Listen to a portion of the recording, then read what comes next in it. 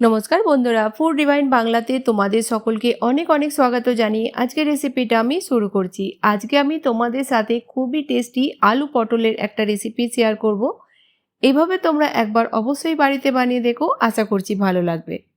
তো 200 গ্রাম পটলকে দেখো আমি এইখানে এইভাবে মোটা টুকরো করে কেটে নিয়েছি। একটা পটলকে আমি 3 টুকরো করে নিয়েছি। 3টে আলুকে এইভাবে বড় টুকরো করে আমরা কেটে নেব। আলু পটল তোমরা তোমাদের প্রয়োজন মতো কম বেশি করে নিও। প্রথমেই আমরা কড়াইতে নিয়ে নেব 3 চামচ তেল আর দিয়ে দেব এখানে আলু।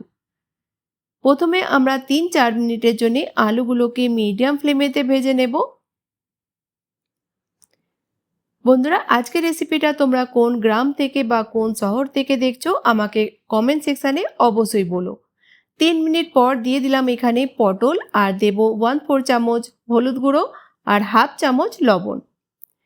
এবার আলু পটলকে ভেজে নেব 3 থেকে 4 মিনিটের জন্য, যতক্ষণ না আলু পটলের কালার ভালোভাবে চেঞ্জ হয়ে যাচ্ছে।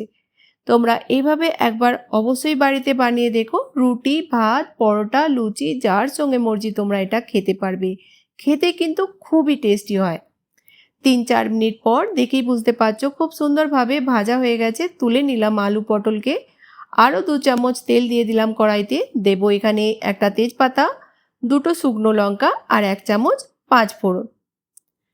প্রথমে লো ফ্লেমেতে ভেজে নিলাম। দিয়ে দেব এখানে 1 চামচ Kashmiri red chilli powder, half চামচ হলুদ গুঁড়ো।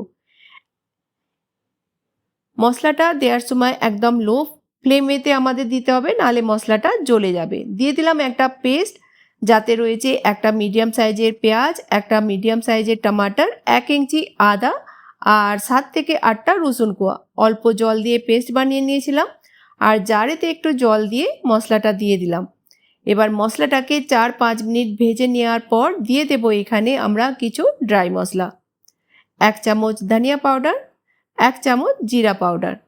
মশলাটাকে আমরা ততক্ষণ ভাজবো যতক্ষণ না মশলার সাইড থেকে তেল আলাদা দেখা যাচ্ছে।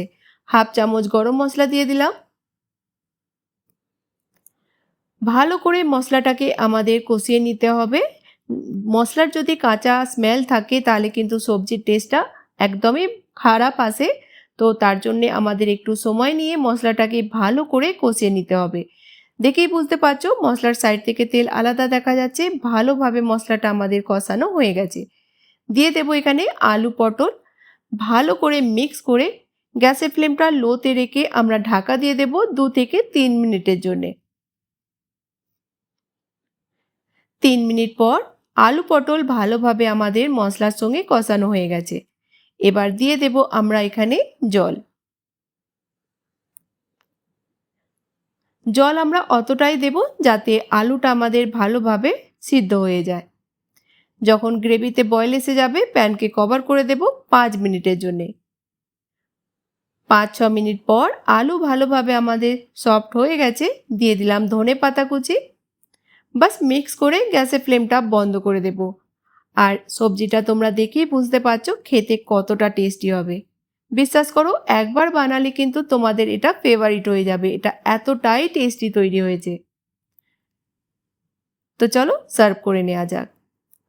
তো বন্ধুরা, রেসিপিটা কেমন লাগলো কমেন্ট সেকশানে অবশ্যই বলো। ভালো লাগলে বন্ধুদের সাথে বেশি বেশি করে শেয়ার করো। তো নতুন কোনো রেসিপির সঙ্গে আবার দেখা হবে। ততক্ষণ ভালো থেকো, সুস্থ থেকো।